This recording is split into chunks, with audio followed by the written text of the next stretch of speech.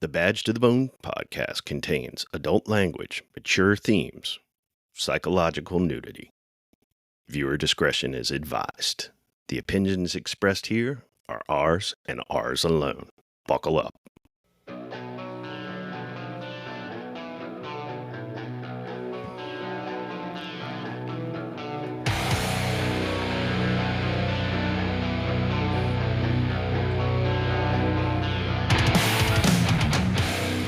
All right, everybody, welcome back to Badge to the Bone. I'm Denny. I'm Al. We have another great episode, Al. Man, I'm psyched. How about you? Oh, this one's going to be good. All right, buckle up because this is great. I'm giving up on society, up on my family, up on your social disease. I'm giving up on the industry, up on democracy. Al, are you ready? I'm ready. I'm a little nervous because we got a big guest today. Yeah, I'm super excited. Super excited. So, we said last episode who we got, but man, we have Lieutenant Colonel Dave Grossman about to be on the show right now. I'm just honored, impressed, humbled that he came on our scrappy little podcast, which is just great. For those in the first responder community that aren't familiar with the Colonel, maybe you've been living under a rock, or you're stuck in a cave somewhere, or maybe you've forsaken any form of communication, but you should be familiar with him. His work, his books, are huge in not only just the military community, but the first responder community. Oh, absolutely. Lieutenant Colonel Dave Grossman is a prolific scholar, author, speaker. He's a former professor of psychology at West Point, also a professor of military science. Almost 30 years ago, he founded a new field of study known as force science, more commonly killology. He sought to advance the understanding of killing and combat, the psychological costs of war, the root causes of violence, the process of healing those victims of violence. He's authored 9 nonfiction books, including his most recent one on hunting, 5 fiction books, along with numerous articles and journal contributions. He was and I found this out, I didn't know this, he was an expert witness for the prosecution in U.S. v. Timothy McVeigh. Oh, wow. Well, yeah, I didn't know that. That's awesome. His book on killing has sold over 500,000 copies worldwide. It is on the required reading list of the United States Marine Corps Commandant and the FBI Academy, as is his book on combat, as well as being on the reading list of numerous other academies and colleges. His book, The Warrior Mindset, Mental Toughness Skills for a Nation's Peacekeepers, which he co-authored with a Dr. Michael Ass and Lauren Christensen. This applies sports psychology and performance psychology to military and law enforcement. I think this is, I love that concept personally. Oh, yeah. And finally, he's presented before some really prestigious organizations, the American Medical Association, the American Psychiatric Association, the American Psychological Association, and the American Academy of Pediatrics. Yeah. He's been everywhere. Everywhere. That's a pretty impressive list. Yeah. So, that's part of why we're so excited to have him. I've attended the Bulletproof Mind seminar. Mm-hmm. It was fantastic. I've read several of his books. They're all fantastic. They were recommended to me by, folks in my agency when I was there, and, read the first one, read on killing. I was like, wow. So then it went from there. But it's safe to say that he is probably one of the great allies of law enforcement and public safety. Yeah, absolutely. Absolutely. He does so much to try to better the first responder community. So, but you know, I mean, Al, he's here with us. So Yeah. awesome. Colonel, welcome to Badge to the Bone. It is so great to have you here with us today. Denny and Al, it's good to be on board with you guys. First off, I love the name. I mean, this is such a great name. I And that's really appreciate what it's all about. The people who are truly badged to the bone, the people who are the true sheepdogs, the true protectors, and who hang in there in this dark and desperate hour. And I'm honored to be on board with y'all. Well, it is an honor to have you, sir. Wow. So I guess Al, to kick it off here, we want to talk about the state of where things are right now. Let's talk about that.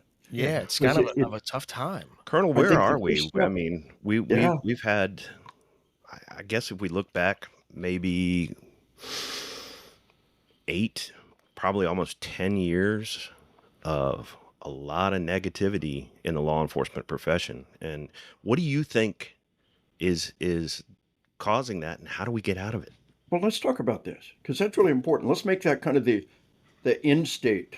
Let's begin by looking at just how desperately bad this situation is. Medical technology is holding down the murder rate. Every year they tell us a murder rate without allowing for medical technology. Now, imagine if somebody said, well, your grandpa made 25 cents an hour. You make $25 an hour. You're 100 times better off than your grandpa. Well, we immediately see the lie here, something called inflation. But when people say, yeah, the homicide rate exploded like we've never seen before, but it's still not quite as bad as the 1960s, your BS meter should be going off. Tourniquets Yeah. alone. Today every cop carries a tourniquet. 20 years ago, 10 years ago, nobody carried a tourniquet. Cop slaps on a tourniquet, saves a crime victim's life. We prevented a murder. And tourniquets alone have cut the murder rate in half in just the last decade. The leaps and bounds of medical technology year by year, 911 systems, the golden hour, getting them there in that time, the triage, all of the incredible stuff that we learned in 20 years of war, the life-saving dynamics, the probability of being killed by a wound in this war versus the Gulf War. Not way back, I mean just the Gulf War. Right. The probability of being killed by a wound is half of what it was. We cut the number of dead soldiers in half with medical technology just between the late 1990s and the mid 2000s when the war began. So they're lying to us. And I presented over 100 universities and colleges. I'm the guest criminal justice presenter. And I say, the entire field of criminal justice is absolutely flawed. It's like economists who never mention a dirty thing called inflation. I mean, this is bizarre. So with all that said, let's talk about what's happened recently. And I want to hold something up for you to take a look at. Yep. And this is the number of people murdered in America. And in 2006, we had 17,000 Americans murdered. And then by 2008, it was 16,000. 2009, 15,000. 2010, 14,000, 14,000. And then in 2015, 2016, it exploded like nothing we've ever seen before. Wow. Now, Yeah. I presented this to the American Sheriff's Association just the year after that happened. I had 400 sheriffs in my audience. I said, Sheriff, how many of y'all knew this? Nobody. If this had been the stock market, we hear about it every day. It was interest rates or inflation rates, we'd hear about it. We'd hear about it once a month. How in the hell could we have this explosion of violence? But what was happening, 2015, 2016, the FBI guys put this data, they call it the Ferguson effect. This twisted, sick, distorted misrepresentation in the media that the cops are the bad guys and the criminals are good guys. No civilization can survive that. No civilization can survive when their citizens have been taught that the cops are the bad guys and the criminals are the good guys. And yet they believe that. We'll talk in a few minutes about why they believe that. But let's zoom out now. That was the Ferguson effect. Let's take a look at the Minneapolis effect, the George Floyd effect in 2020. We have never seen anything remotely like what happened. Now, here is the New York Times. New York Times said there is no precedent for what happened in 2020. So this is the year-over-year increase, decrease in homicides. And this year, during the 1960s, it went up and up more, and this much more, and this much more, and that much more. And the 60s were bad. Little downturn. Well, if we allow for medical technology, it ain't so good at all. Now, here we are in the 80s, down, up, but if we allow for medical technology and so bad, and here we are in the 2000s or in the late 1990s. We brought it down. No, it just didn't go up as much. And then we move along. Here's the Ferguson effect. See that? There's the Ferguson effect. Yep. And there's 2020. Wow. And if 2021 has stayed the same bad, 2021 up another 4%. We have never, and it began in May of 2020. It's the George Floyd effect. This twisted, sick, distorted media misrepresentation of law enforcement. They're all criminals. Are Jean Valjean in Les Mis stealing a loaf of bread to feed his family, and the cops are all Inspector Joubert and evil people hunting them down. The senator who was elected from Pennsylvania said he was being attacked for letting people out of prison. He said, "You don't understand. They're all Morgan Freeman in Shawshank Redemption. They're all Morgan Freeman. They believe that." So the media has this blood on their hands. But here's the key. Let's talk about cops murdered in the line of duty. Folks, in 2021, we had an all-time record number. If we ignore 9/11, if we set aside cops murdered in 9/11, Sure. 2021 is the all-time record number of cops murdered in the history of our nation. We've never seen anything remotely like this. At 2022, it went down a notch, and the cops in the street are telling us, we just don't go to that part of town no more. We know how to hold down the number of dead cops. Don't go to that part. Why should I go to that part of town? I'm being ambushed, murdered, executed, hunted down. We just don't police that part of town. It's easy to bring the number of dead cops down. Just don't go there. So we have, in major cities across America, for all practical purposes, no-go zones. And for every dead cop, 5 dead cops in Dallas, I will show you case after case where they tried and failed. These are desperately bad times. Homicides have exploded. And let me give you an angle on this. Now, this goes way back, and it's important. My book, Assassination Generation, I was invited to the White House as part of President Trump's roundtable on violent video games.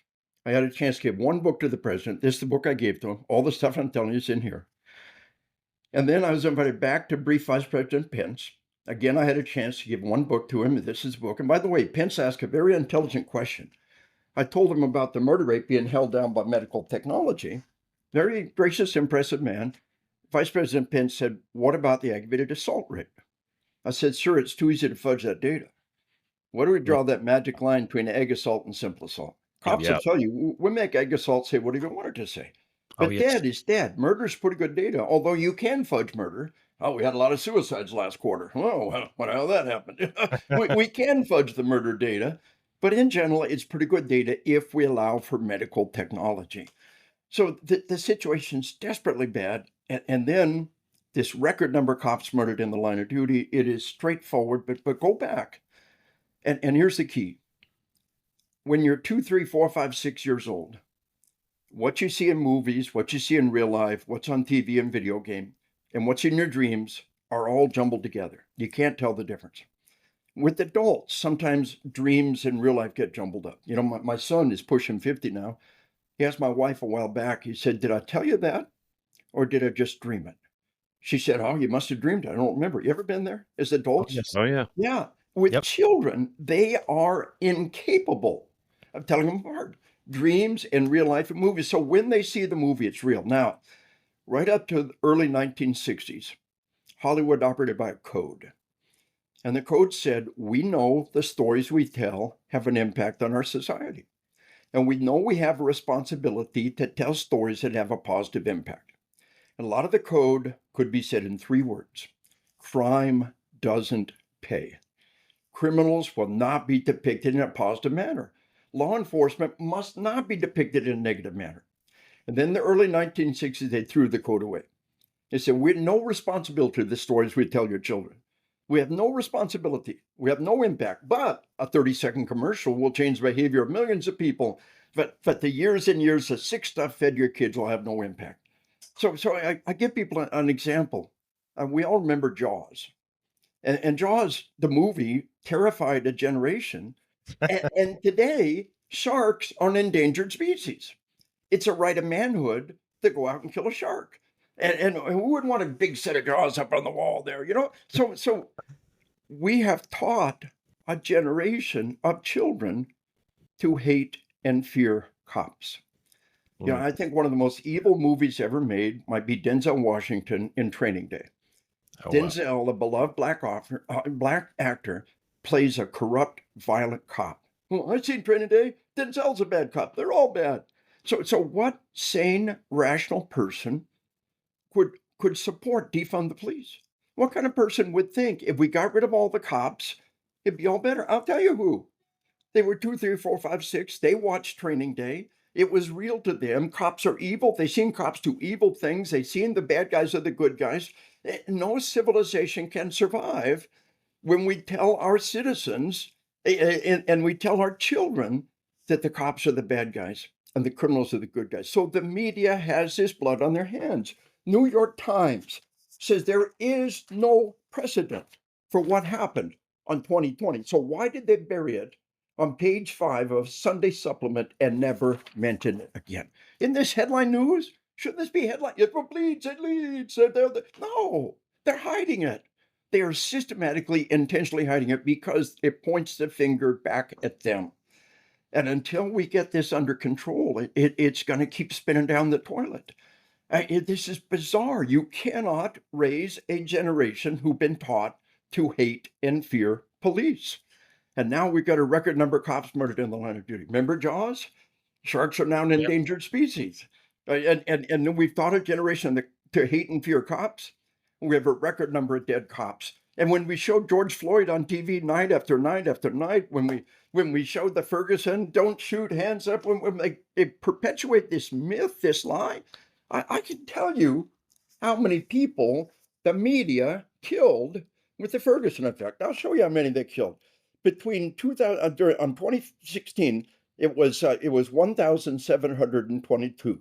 The following year, that much plus 1,367 the following year. It stayed there. Add up the number of people, about 4,000 or 5,000 murders that are directly at the hands of the media. This sick, twisted misrepresentation of law enforcement, folks. We're not fighting crime. We're fighting the entire media juggernaut who believes their own stories and believes their own lives. And they think if we empty all the prisons and turn off all the laws, it would be a good thing. And they have the blood on their hands and they're pointing the finger everywhere else. Oh, it's the evil guns. Oh, it's the evil cops. No, it's them. And they know it. And they're doing everything they can to point the finger somewhere else. Well, what was so, just shocking, disgusting, whatever, Yeah. was when the whole Ferguson thing came out, that the narrative that the media had perpetuated throughout that entire thing was not borne out by the evidence, was No. not borne out by the No. forensics. Not fact based. It was not fact-based at all, Yes. and yet nothing changed. It was This a is blip, and they sick. kept going on. Yes. You know, in the 1970s, we had what were called cluster suicides. There was a suicide in a high school. The media reported it. There'd be a bunch more suicides. And what the media conspired, they all got together. They said, okay, we're not going to report suicides, but we're not going to tell anybody we're doing it, and we're not going to admit we're doing harm. It's the most cowardly, gutless, puke thing in media could possibly do. What kind of reporter transforms the way they report suicide but won't report on it? The twisted, sick dynamic of refusing to accept responsibility. And so now we've got this breakdown of our civilization, this idea that shoplifters can walk in and clean out a store and that's their right, that you can't stop them, you can't use violence. You know, try that in a small town. There's parts of America that they're not going to put up with that. There's sheriffs that say, you come in and ransack our place, we're going to shoot your ass if you don't surrender. There's people across America that's still upholding that law and order, but whole portions of our society have been broken by this woke madness. And come back to the woke academic dynamic. Their goal is to deconstruct the family, deconstruct our nation, deconstruct our faith. What does deconstruct mean? Destroy. Break it down to its component atoms, build it back up again with, of course, them on top. So this dynamic, we are in a battle for the soul of our civilization. And the question becomes, why do we stay in the fight? Why do we hang in there? And here's the answer. There have been other hard times. And I'll tell you, we have never seen levels of violence like this since the American Civil War. The violence of the Old West is a Hollywood myth. In our 200-year-long war against the Native Americans, that was war, and there was a lot of violence. But the day-to-day violence in our cities in the Old West, the gunfight at the OK Corral wouldn't make the state news today. We are in stunningly violent times. And the American Civil War, or maybe the Revolutionary War, to get a feeling for how bad it is. And one of the darkest hours of the U.S. Revolution was the winter of 1776. The Continental Army, George Washington's army, was a volunteer army. They could leave anytime they wanted to. And when winter started falling on, they just left. And of course, a small corps stayed there. Bloody footprints in the snow in Valley Forge is real. A small corps stayed there. But Thomas Paine, in these darkest hours, in this time of the winter of 1776, Thomas Paine wrote these words: "These are the times that try men's souls." Stop. Your soul's on trial. You're being judged. The summer soldier and the sunshine patriot will shrink from their responsibility in this hour. Are we water soluble, solar powered? Are we sunshine soldiers? When things get bad, we quit? But he said, those who answer the nation's call in this hour deserve the thanks of all men and women. And we have this consolation: the more difficult the battle, the more glorious the victory. So I want you to understand that you are men of the ramparts in a dark and desperate time. And this is evil, death and destruction, murder. I begin all my presentation with the Pledge of Allegiance. And we stand and say the pledge, and I say, what are the last three words you just said? Justice for all. And justice for all. This is a solemn, sacred pledge. So why do we hang in there? Honor those who moved on, but honor those who stayed in the fight in this dark and desperate hour and continued to contribute like y'all are doing with this podcast. But folks, why do we hang in there? Well, I'll tell you why I hang in there. I am, next week, I will be 67 years old. I retired from the Army after 24 years. I've been on the road doing this for 26 years. And waiting at home for me across all these years is my bride of 48 years, my high school sweetheart. She was 15. I was 17 when I proposed to her. I tell people we are from Arkansas. 2 years later, she married a crazy Army paratrooper.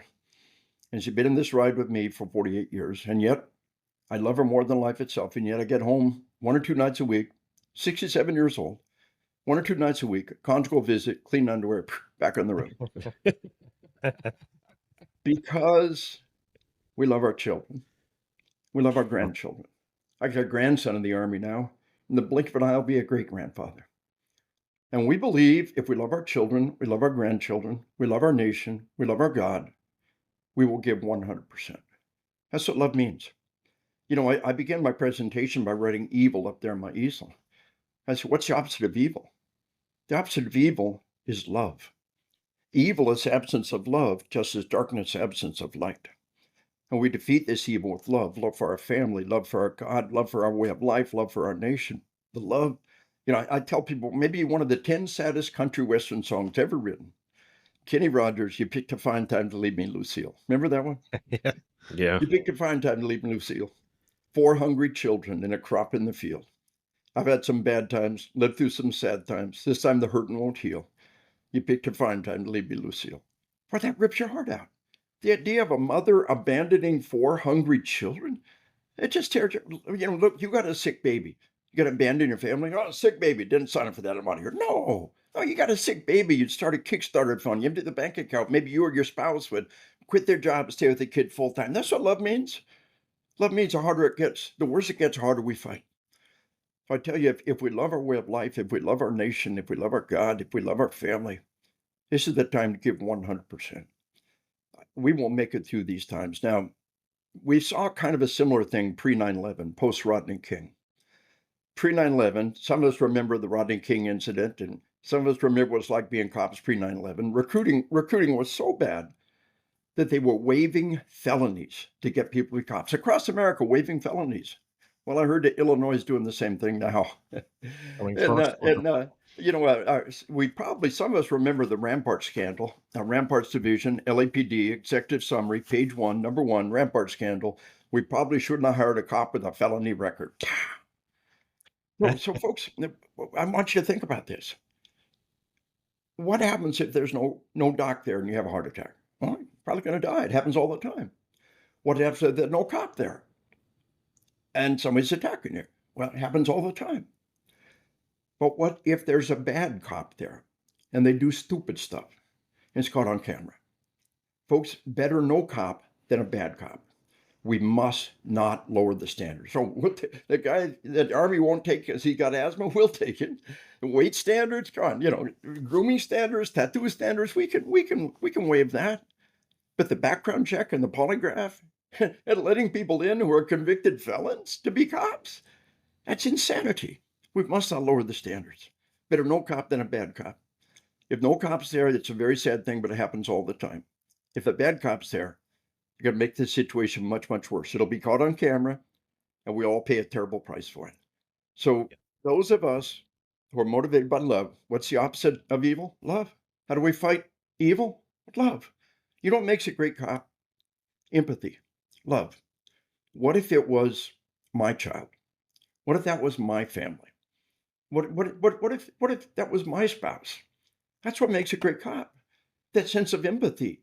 That sense, and empathy is just another word for love. When we recognize, when we see people living in pain and despair, we say, that could be my family. That could be my city. That could be my community. And so we fight evil with love. And it's a love for our family. It's love for our way of life. It's a love for our God, our nation that can sustain us through these hours. Things are crazy bad. And pre 9/11, post Rodney King, we've gone way beyond that. It's far worse than that. This down cycle is orders of magnitude worse than anything we've ever seen before. It used to be that the firefighters could get plenty of people to apply. I teach fire service across America. They can't find 2 or 3 people to apply for every slot. And most of them can't pass.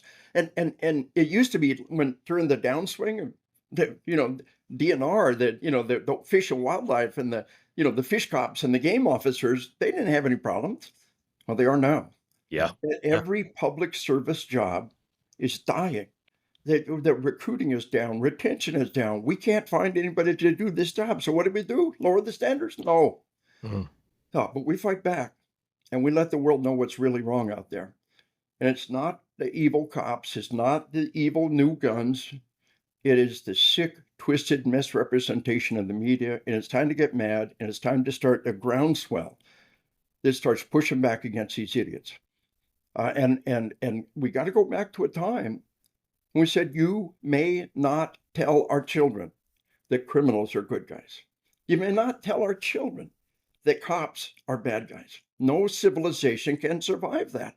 We are in the middle of this desperate battle against the woke forces of academia who have declared their goal to deconstruct our nation. Deconstruct means destroy. And break it down to the component atoms. Their avowed goal is to destroy our nation and to build it up with them on top. So, folks, we're in a battle for the survival of our civilization, and we don't even realize it.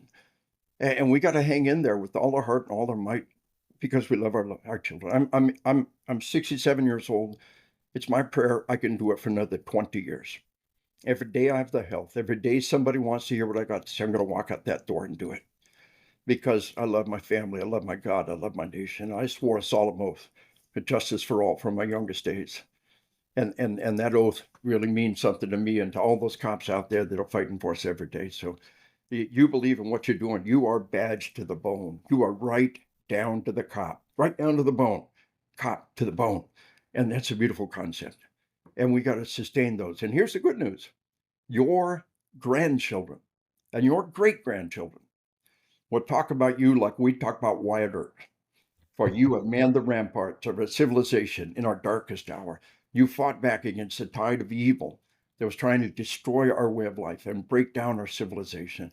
You and all the magnificent men and women who are listening, you believe in who you are. You believe in what you do. We need you. We desperately need you. And it's time to give 100% and to fight for what we love. I mean, that is just so true. That's I mean, that's right to the core, and it really is Yeah. to the core of why we continue to do this here.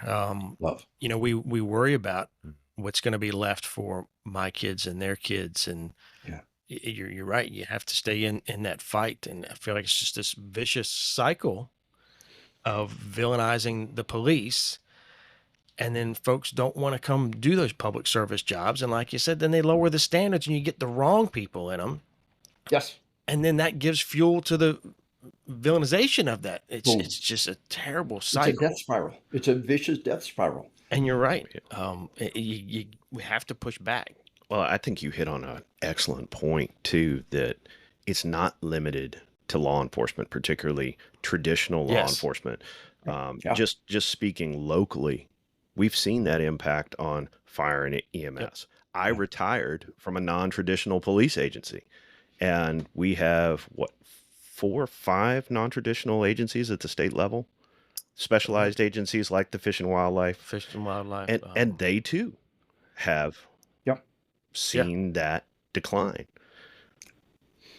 It's And the pandemic has destroyed our work ethic. There are literally Oh, man. millions of people who are staying home getting paid to do nothing. Healthy Americans who are happy to stay home, get paid to do nothing. The big battle when we passed the last budget, the big battle was workfare.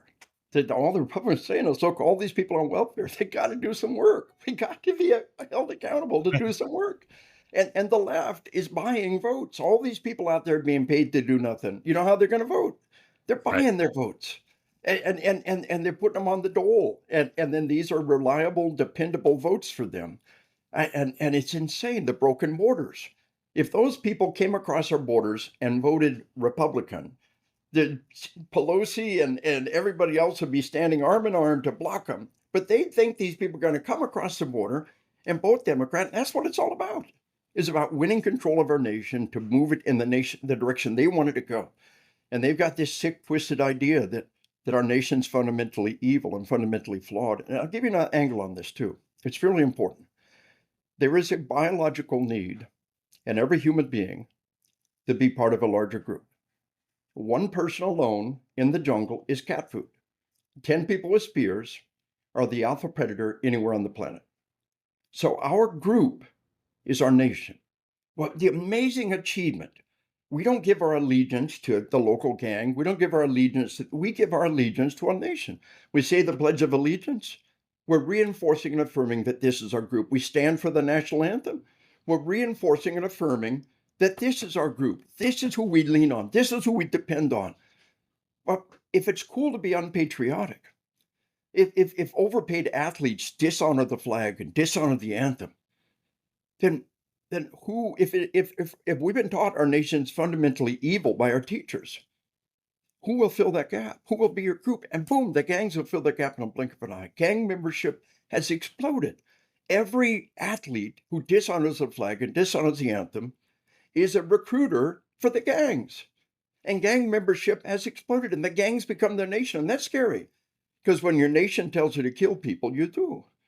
And it's World War II. Go to Germany, kill Nazis, Roger out. Millions of Americans move out and do what they're told to. The gangs are the nation tells them to kill a cop, Roger out, they do it. And so many of these cops killings are gang related. It's often it's the initiation ritual to join a gang to go kill a cop. And again, every place you see a dead cop, I'll show you many where they tried and failed. But this gang membership exploding, this teaching our children that our nation's fundamentally evil, then who will fill that gap? And it becomes the gangs. And it's a fundamental breakdown of our civilization that no civilization can endure. So we got to fight back every step of the way with love for our country, love for our God, love for our way of life. These are the things that can sustain us. And it begins with podcasts like this and the magnificent men and women who are listening to it. I'm such a huge fan of the podcast revolution. It is a true revolution.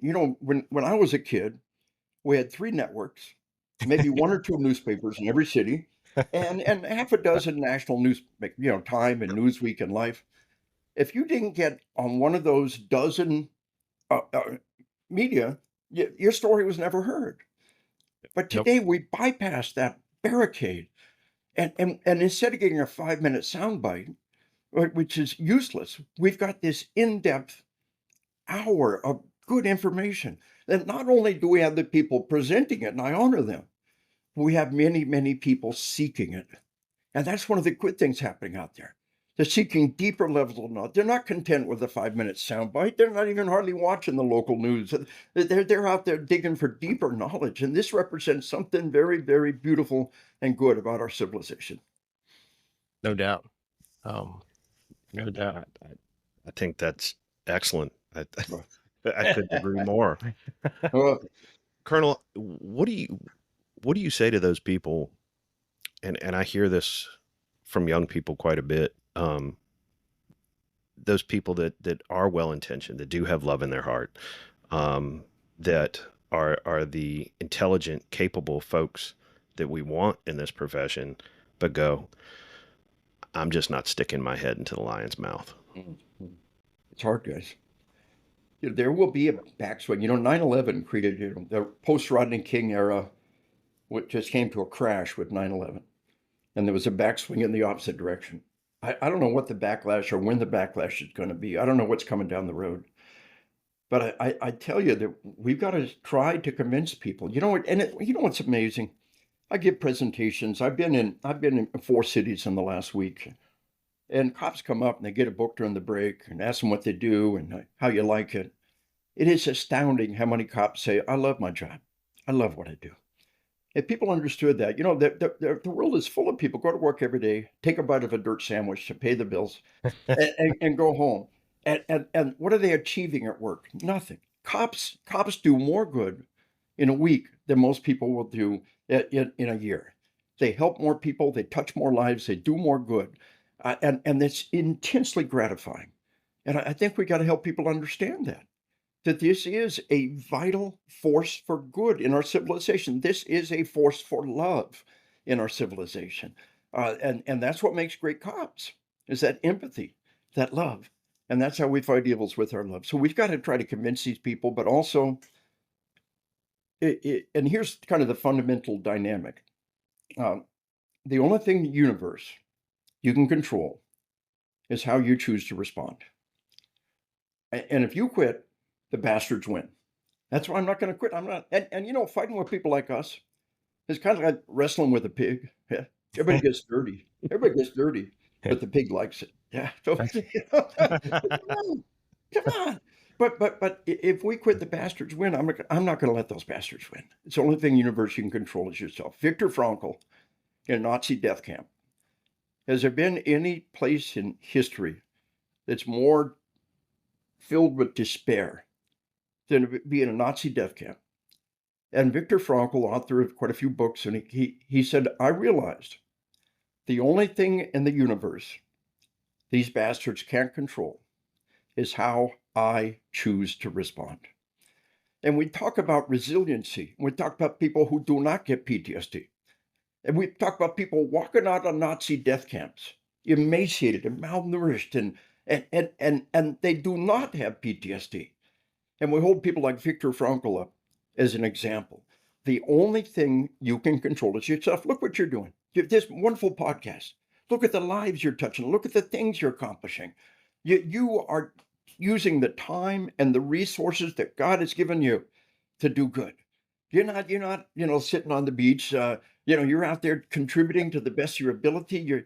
This is what we can all do. This is a model for us. So remember, you can't control what some idiot does. You can only control how you respond. And that's important, because if you lose your temper, you lose the game. You see, you don't lose your temper. You give it away. It's the only thing in the world you can control. Now, that's easy to say. It ain't so easy to do. But the only thing you can control is yourself. You don't lose your temper, you give it away. This is a game. And we win the game by not losing our temper, by not blowing our cool, by not letting that idiot bother us. The only thing you can't control what that idiot does. The only thing you can control is how you choose to respond. So I give you a little piece of cognitive behavioral therapy. Like I said, easy to say and so easy to do.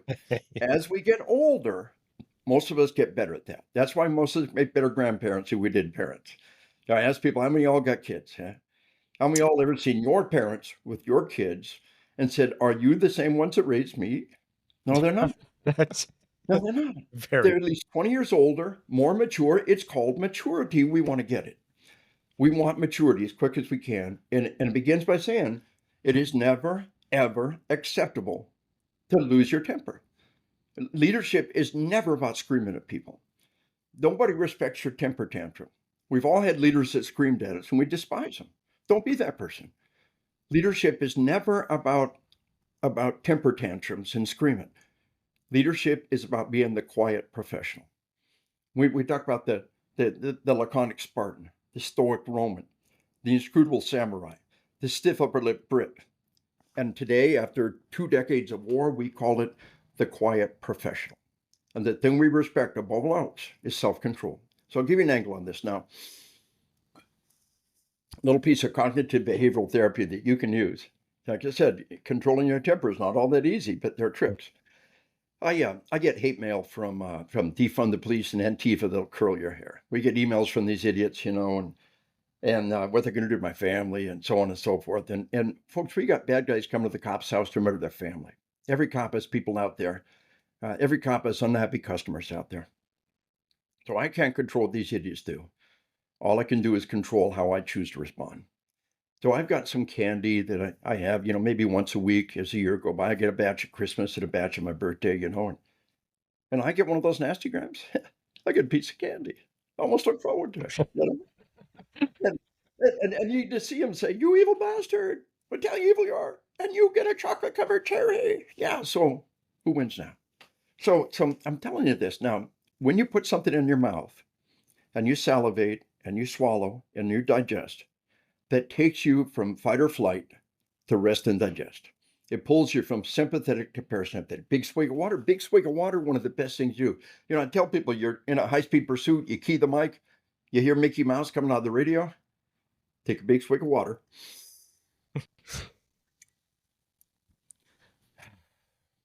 Key the mic. Fighter pilot comes to the radio from that point on. It's a powerful tool to pull you from fight or flight to rest and digest, sympathetic to parasympathetic. So I tell my cops, do this. I like Tootsie Rolls. You can use whatever you want, but Tootsie Rolls, individually wrapped, they stay clean. They're good in the cold, they're good in the heat. And have a little, and they remind me of Halloween candy, So have a little bag of Tootsie Rolls in your glove compartment.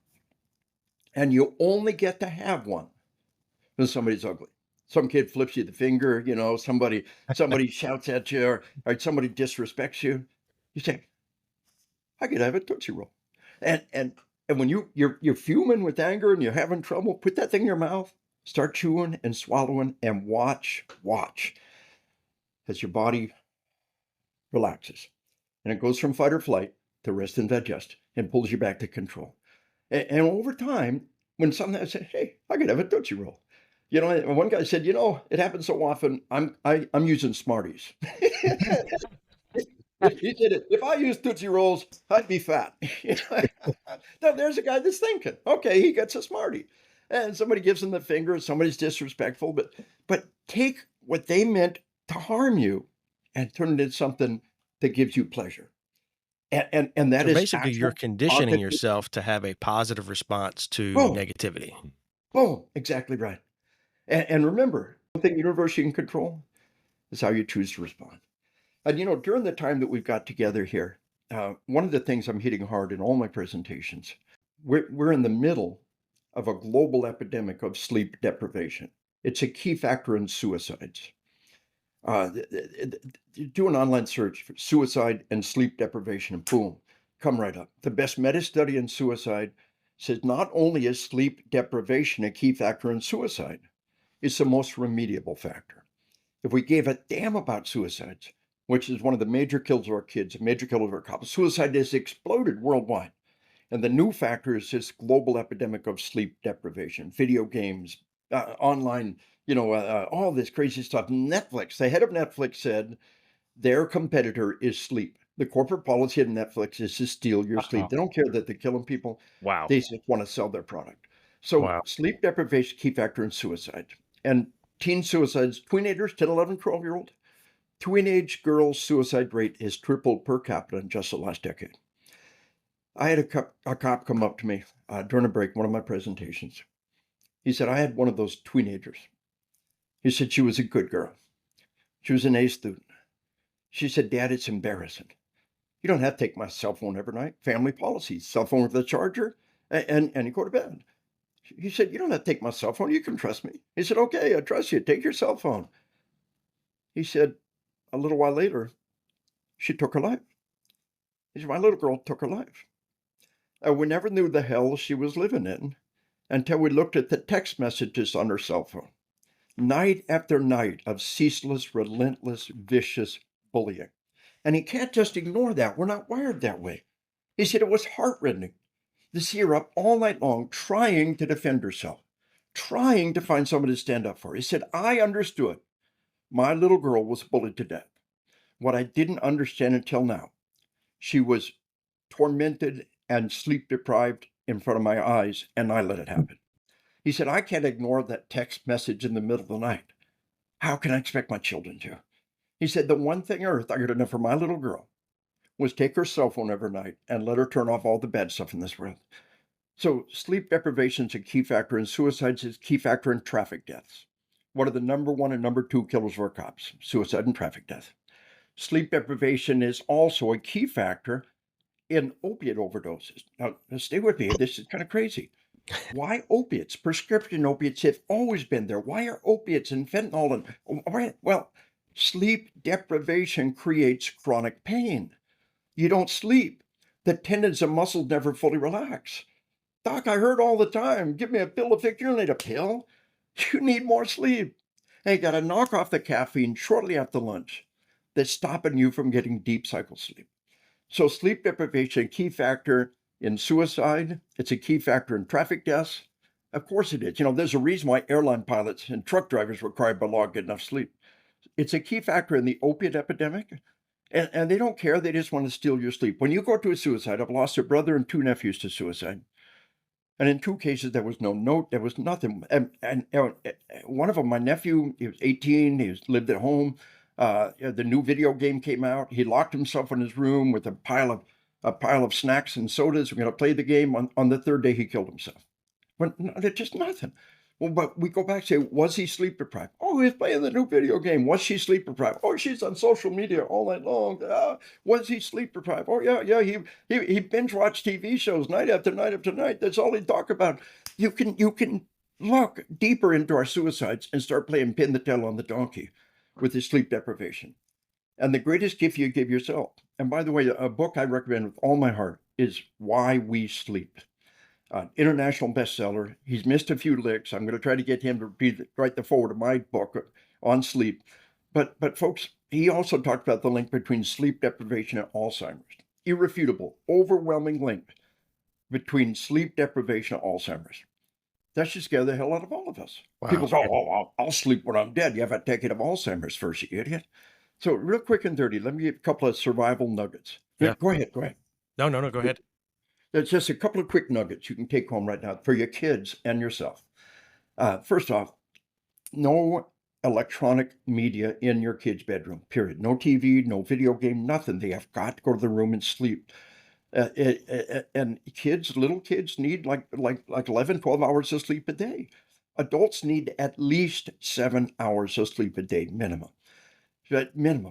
So if something's getting in the way of your sleep, it is a pathology. It is a dysfunction.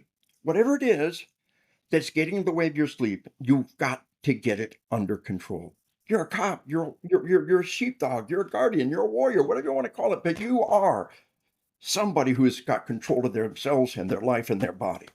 If something's getting in the way of your sleep, it is a pathology, it's a dysfunction. Now, folks, if I give you one little nugget of info, it's just things you run with. There are two nuggets. Number one, our bodies are designed to sleep in complete darkness. I do a lot of work in the fire service, and they've always got the bunk room. And there's always somebody they call the dark Nazi. And the dark Nazi is the guy that spray paints the windows black from the inside. I tell them, guys, the dark Nazi's right. The dark Nazi's right. We're designed to sleep in total darkness. But my wife frowns on spray painting windows black from the inside. So I make it as dark as I can and combine it with a sleep mask. There's a sleep mask on Amazon with 84 84,000 reviews. 84,000 reviews for a sleep mask.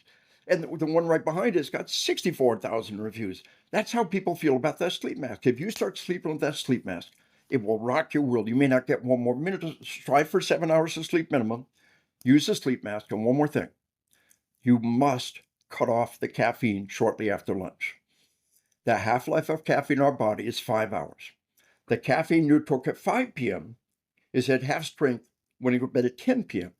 and it's stopping you from deep cycle sleep. And that lack of deep cycle sleep is a key factor in Alzheimer's, and it's a key factor in chronic pain.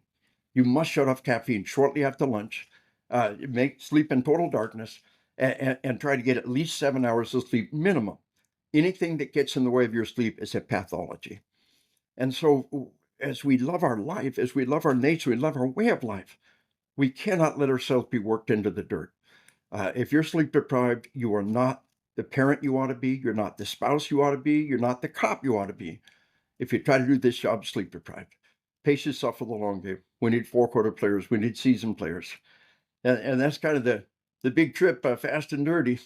But you're at the leading edge of saving lives and touching lives, my brothers. And you and all your listeners believe in who you are, believe in what you do. Man, we appreciate it, and I'm definitely going to make sure my wife listens to that because she always gets after me about being in total darkness. She's like, "Oh, it's like a cave in here; it's so dark." And we go back. I'm like, "It's got to be. It needs to be." I'm the same way. It's got to be total Or darkness. just wear that sleep mask. I mean, Yeah, that's an yeah, that's easy might slogan. be the alternative. And convince her to wear it. My grandson went off to college. He's now in the Army after 2 years at college. But what's the thing most likely to kill my grandson? Suicide, traffic deaths, opiate overdoses. What's the best gift I can give my grandson? A good night's sleep. He's heard my class. He's helped me in my class. I sent him off to college, and I gave him several different kinds of sleep masks. I said, find the one you like and use it. And a year later, hey, how's everything going? That's going great. You wearing are you getting enough sleep? Yes, sir. Using your sleep mask? Yes, sir. In fact, it got a little grody and went online and ordered another one. So that's the greatest gift we can give people is that good night's sleep. And if the way we do it is wear that sleep mask and convince your spouse to wear it. My wife wears one that I can't stand. It puts weight on the eyes. I can't stand that, but she likes that. Boom. And she's using that. My grandson used a different one. I use the one that 84,000 people wrote reviews for on Amazon. But just resolve that issue, you and your spouse, by just wearing that sleep mask. And that sidesteps the whole battle of the dark Nazi. That's awesome. I'll That's definitely be doing that. yeah, Hurrah. and good blackout curtains. Yes. Those two.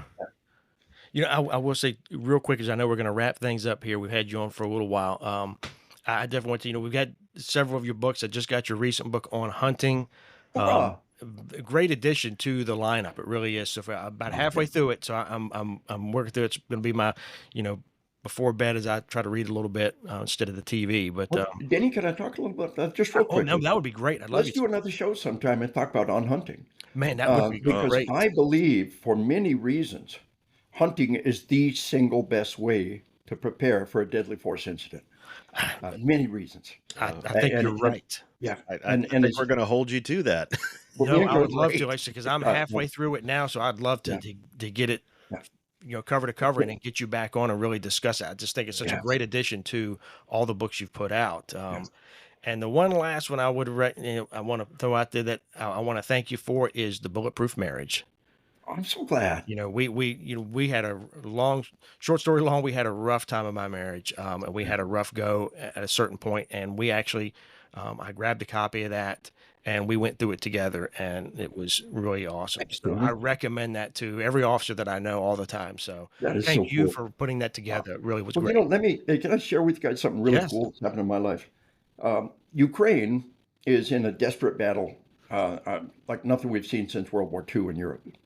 They're in the trenches, they're fighting and dying. And all the military, the Canadians and the Americans, said, you guys need Grossman's books on killing on combat.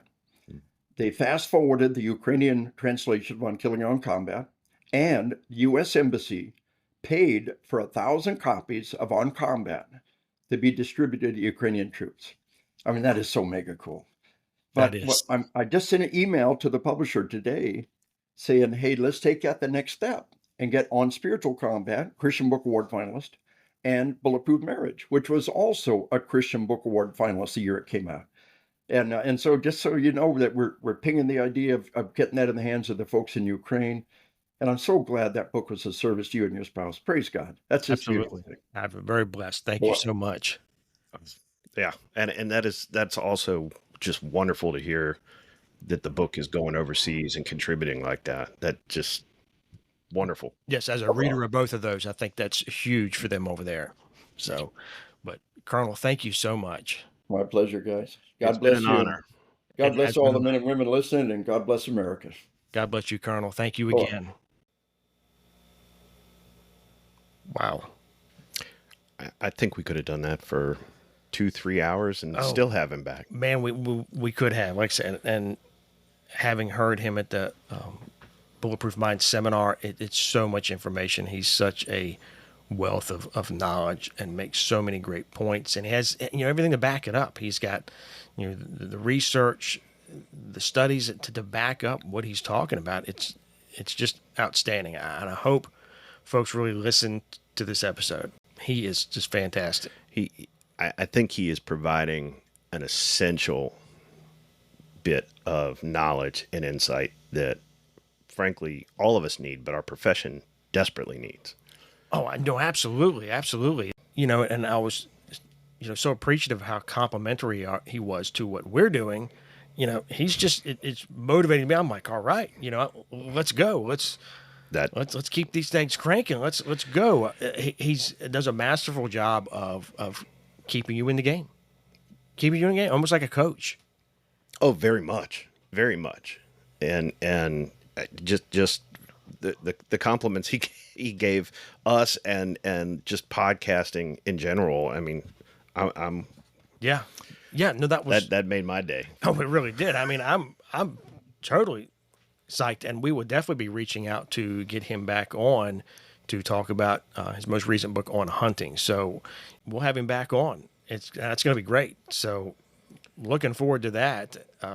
Just awesome, It comes from a place of just real genuineness. Yes. It comes from the heart. Yes, I mean he truly believes in what he does. He truly believes in the jobs of service, our service members, our first responders, and it's as like he said, to fight evil is love, and he's doing that through love, which is just amazing. So we're so thankful, and I tell you, if you haven't read any of his books, please get them. On Killing, on Combat, both great. I've just started getting into on hunting, and it's fantastic. Bulletproof Marriage. Me and my spouse benefited greatly from that book. Definitely Bulletproof Mind. Al, they're just great. They definitely, if you're listening to this podcast, you need to read these books. If you haven't, if you have the opportunity to attend his seminar, please do it. Yeah, and if you take nothing else from today, it's that line that the opposite of evil is love, and we do it for love. Absolutely, Al. That's a really good point. I think you're right. You could ignore everything else. You shouldn't. No. But you could. And if you just take that away, that's probably the most important part. And he said it several times. I think there's a reasoning behind that. Conditioned to the negative. We're conditioned Yes. to the gallows humor and the probably not the most healthy coping mechanisms. Right. And he's pushing back on that. I think is good. What a great episode. I'm so psyched for this one. I just am. I can't wait for this one to drop. Oh, man. Yeah. And I can't wait to have him on again. Just awesome, Al. But, Al, that's going to wrap us up. I think we're done. I think we are. This one's in the can. It is. And in the meantime, where can they find us? They can find us on Facebook at Badge to the Bone. They can also find us at badgetothebone.com. Also, shoot us an email. We are badgetothebone@gmail.com. But until then, be safe. And be well. It ain't no mistake.